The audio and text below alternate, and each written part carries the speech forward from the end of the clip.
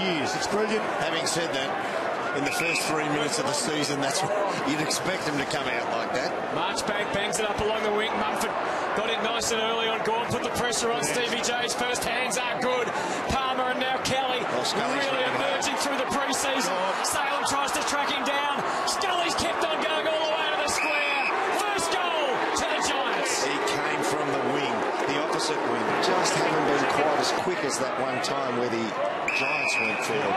A little bit slower the way they're bringing it forward, and that's giving Phil Davis a real chance to clamp on the #1 target. It's a good kick. This bloke needs to be locked down, and he is the one that's linking defence to attack for the Giants. 6 disposals for Scully, and Johnson was lurking. McDonald though comes out with a footy, and Hogan's come up even further this time.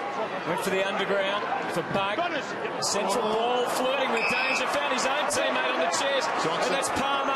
Johnson got in behind the defence, but he waited, and it was a smart decision because there was always going to be an easier shot, and that man Smith got into the right spot. Well, if you thought Stevie J is going to call hard for it and not give it off, Deb Smith's from the same school.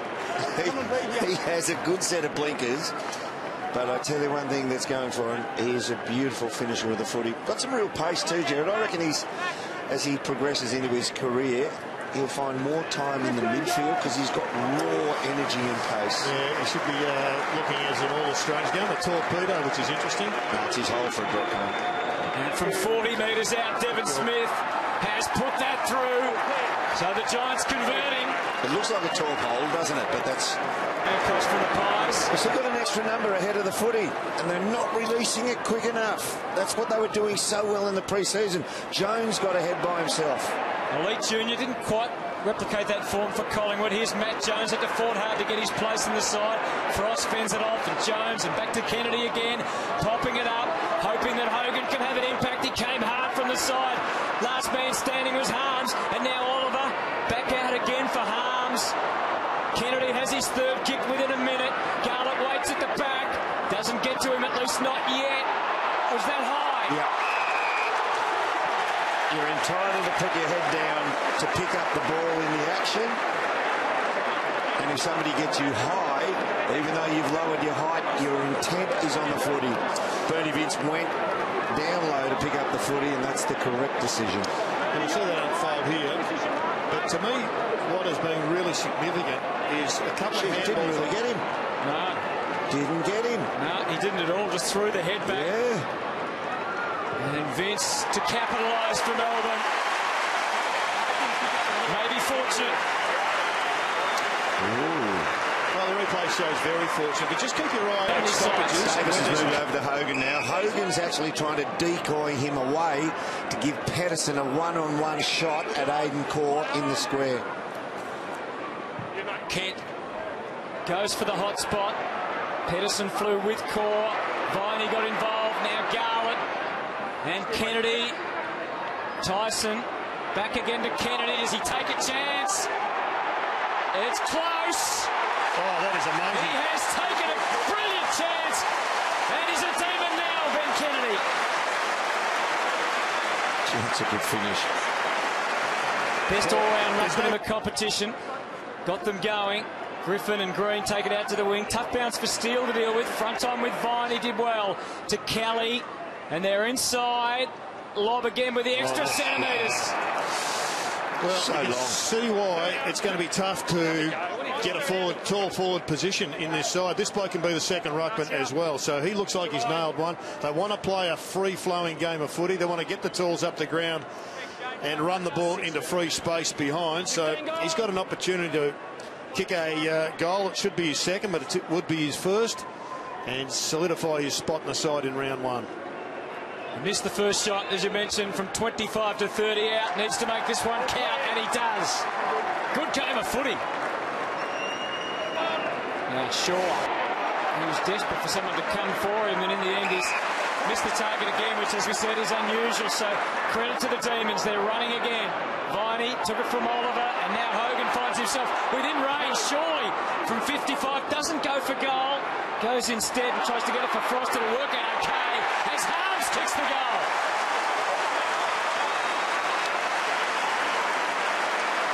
And he's an emerging player, James Harms. He was a rookie only a year or so up for debate. Steele got a finger to it initially and then went harder the second time. It was excellent play, but the Demons might win out in the end. James is able to scoop it up and now they're running. Kent got Harms. Let's see what he can do. The damage on the pass is good for Vandenberg. And Scully could not intervene. Wasn't that a great example of the new rule? Old days, that goes over the line. These days, he keeps the ball alive, doesn't do it well enough, and an opportunity for the Demons to jump on it and kick a goal. Great example for Melbourne. Yeah. There'll be one coach saying, I like this rule. The other boxer will be saying, why do we have to keep that in? What an impression he made. Aaron Vandenberg last year, mature age recruit, but he did kick 5 goals, 12. So he'd love to put this one straight through the middle, which is exactly what he's done and given Melbourne the lead at the MCG. Well, they are looking balanced, they're looking cohesive, they are looking really impressive. And so they'll be looking up at the scoreboard and saying, how good's this? Briney gets it inside 50. Pedersen clever to Vandenberg again. Kennedy's already kicked 1 goal. He shares the love and gets it back. Maybe that's a little bit too much. But it ends in a very happy fashion for Garlick. Well, they're on fire at the present time. The Demons, just couldn't get the job completely done, Stuart. Now Scully as they come in a wave, and this is Kelly gliding through the 50, gets it to lob over the top, and for the first time in Giants colours, Steve Johnson puts it right through. He hammers it home. Just didn't kill the ball, McDonald, when he went to the contest on the back foot. Surprised that you said that, a little bit scrappy there from the Demons. And you talked about the Giants fatiguing, Jared. Yeah, I think it's both sides now. Yeah.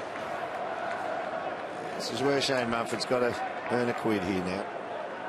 Good battle between Steele. Oh, that's gee, I don't know about that. Replay will give us a better indication.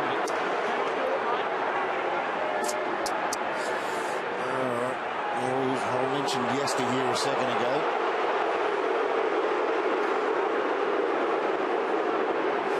Look at the bottom insert box. It's the dangerous tackle. Touch and go. His head strikes the ground.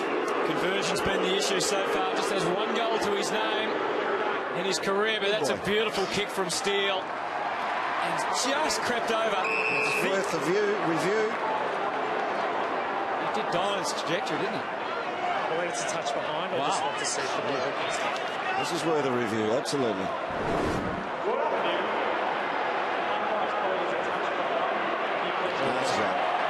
Review underway. See the other side as well, just to make sure. Yep.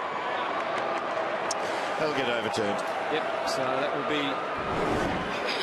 a goal, we suspect. Review complete. The score is a goal.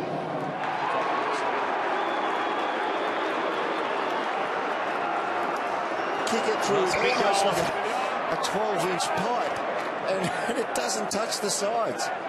Green has to fly, stood his ground well, didn't mark, but the ball goes the Giants' way again. Stevie J, handballs to Lott, surely he'll give it inboard, he does, they're on the charge. Steele's got Ward, and well placed, they've got through, and Ward will go back and put this through, you would imagine. Well, it is incredible the way the Giants are playing. They've only got 1 way to goal. They've had a couple of marks, to be fair, and missed their shots. But that's what I was saying before. When fatigue sets in this time of game, you get opened up completely. You probably still got more energy halfway through the 3rd quarter than the last 5 minutes before half-time, because you've run for the first time for the whole day. 3rd goal of the quarter. And you've had a reason. Oh, look at the way he went through the pack. Oh, he ran through his own teammate, Kelly. Unbelievable way to give up the football. Jones, and they're out. Jenner with pace. Clever handball to Hogan. The next give all important. Tyson eventually gets it to Kent. He's got the chance to kick off the left. Finally a Melbourne goal. And it's on again at the G. Got Ruckman too, Maxi, but G covers some ground, can take a grab. Now Bernie Vince trying to mark his own territory back there. Oh, that was a moment which he wishes he could have back, and it just gets worse and worse. Well done by Ward to capitalise. Yeah, by Vince, but he was dumped. Now Griffin on the outside against Hogan, just having a run up on the ball. He did well, but he was so badly outnumbered that it's gone the Giants' way. Kelly sets sail. Johnson stays down. It never got there because Big Rory has taken some decisive marks today. He's been a big improver over the pre-season campaign, and he's taken it into the match. This is the hard part now. He's kicked 1 goal, 3. Well, you see in the closed-off box there, Tomlinson engages the tall player on site, McDonald, and there's nobody else who's even competitive to reach the ball as high as Rory Lobb can. Of course, no Jeremy Cameron today, and Cam McCarthy not currently playing football at all. Little stutter step from Lobb, and it's through. It's good enough. He's always had that stutter step. For each team. Well, as Jared said, discuss it further, the impact it could have in this last quarter. Oliver had a quiet third term, but he's been terrific on the day. As Kennedy comes up to take the mark, he's been pretty solid for the Demons. First time in Melbourne colours in the real thing. Got it. And he has. Watts takes the mark. A decisive mark, needs to go back and convert. Well, that time Davis lost his body. Jack Watts had 2 or 3 metres, and that's where he's most comfortable. He hasn't quite learnt the art of the body and then back into the space. I think that's something they need to employ somebody like your good self to go down there and have a chat to him about. I watched that in isolation. Phil Davis followed his man Hogan out, and Marchbank said, no, I'll take him, but it didn't leave Davis enough time in the handover to get to Jack Watts. Should be comfortable from here on the numbers, and he is. That'll make Leon real angry now. Big goal for the Demons, and you can see what it means. First use. Garner coming in off the wing and gives them some pace and some spring. Hogan's on a lead. In fact, the kick goes shorter than that and is well controlled. It's Vandenberg who's deep. Takes the mark. Oliver 1 possession in the second quarter. Plays on, just demanded it. It's working its way back. Free kick. And it's going to Hogan, I think. Yes. So let me go back to Clayton Oliver. 1 possession in the third term. In the last term, he's had 2 clearances, 2 disposals, and Melbourne are about to kick their second goal. Nobody from the Giants has touched the ball in this quarter. What a dramatic change. In 2 minutes, 30 seconds, 2 straight goals. Jesse Hogan's able to salute. Off his man, and got himself in the corridor. Matt Jones back to the wing. Shaw outsized, but got the fist on it and followed up. But it's all Melbourne out the back, and they can stream forward. Viney across to Jones. The next one to Kennedy. They've still got the extra number to use here. On the lead of Watts. Takes it 70. Jesse's calling for it. He pops it up into the space. He comes at the foot by and he marks. It's a big 3 or 4 minutes from Melbourne. So what's happened now is Marchbank in another handover. Davis has followed his man out. Well, sorry, he's got the handover and had to follow Jack Watts out. Marchbank, the inexperienced Marchbank, is up against Jesse Hogan from the goal square. Now we get to see the technique of Jesse Hogan, which popped some criticism in the pre-season. You know, it's interesting, but he's about 40 metres out. His accuracy last year was actually excellent. The little stutter, the alignment, the drop looked okay. The connection was fantastic, and it's straight through, and it's 3 in a row for the Demons. Well, they were flat out like a lizard Took them on in the third thought quarter. he would have gone for goal then, but No, he just fatigued on that. He overstrided on the last step. He was trying to just guide the ball through. I reckon he was having a shot. But, oh, look at this. Kennedy flicks it out. Garland will have a shot. Garland won't make the mistake. Demons are in front. What a comeback. He's looking now. Watts feeds it to Harms. They're on. Hogan's out the back. He went for him, Harms. Smother. How critical could that be? Wilson tempered the kick. It was well done. It was really well done. Got it to Palmer. Tomlinson one-on-one with Garland. Does he put his faith in him? The young man leads to the ball. It's too much. Oh, it's Johnson. It's Stevie J. Well, had them surrounded. There was a posse of them down there, but Johnson was just in space. He was allowed to get the back of the pack, and the kick was superb. Let's have a look at Stevie J line this up, and well done by Wilson. Panic kick by Melbourne going forward, which Wilson was able to pick off. You can argue with the umpire. There you go. 5 out of 7, what's that? Then about 84% from here. Just the straight ahead drop punt required. All that experience from Stevie J. He nurses it through and gives the Giants back the lead. Big goal though. Massive goal. Everyone, I don't know why they put body on body. They've made it wide here, the ground made it big, and they're out. And McDonald, they are out. Garlett's dangerous. And Hogan might be the one on the end of it. He's leading back to goal. The kick goes in his direction. Jesse against Marchbank. Free kick. Marchbank panicking. Just swift ball movement. We're in for another lead change here, Jared. Well, the scrutiny on full forwards is always immense when we get to the last 10 or so minutes of a game, a close game. He just had to see that the support was coming, Caleb Marchbank. Just put a body check on him without giving the free kick. Well, we've added to that the last shot. His numbers have improved. Here he comes. That's weird. On the skip. Doesn't matter how it looks, as long as it goes through. Melbourne back in front of the MCG.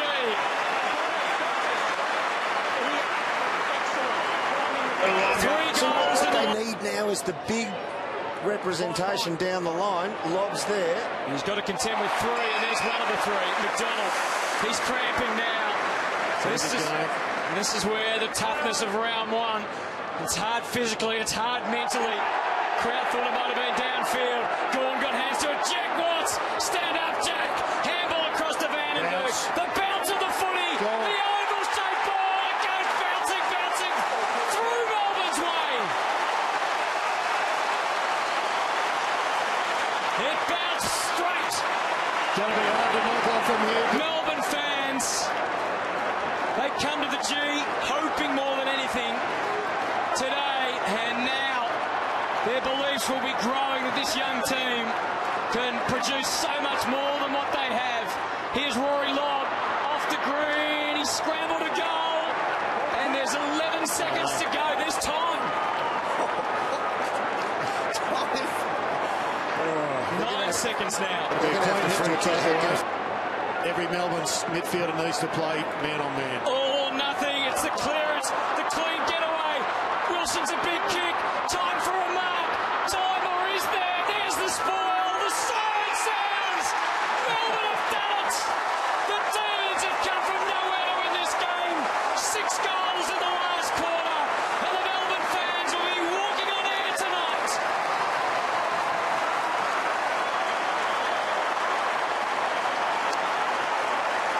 Still undefeated in 2016, 3 wins in the NAB Challenge, and they come to the MCG underdogs against a much more favoured GWS with so many young first-round draft picks in their side, and the Demons have produced one of the great last quarters. Well, they have kicked. Well, they doubled their score in the last quarter. They were fantastic. Their clearance work in the last quarter. Their forward line cohesion in the last quarter was clearly, easily the best for the day. Even when they kicked that goal which Jack Watts spun out of the pack and gave it to Vandenberg, their cohesion.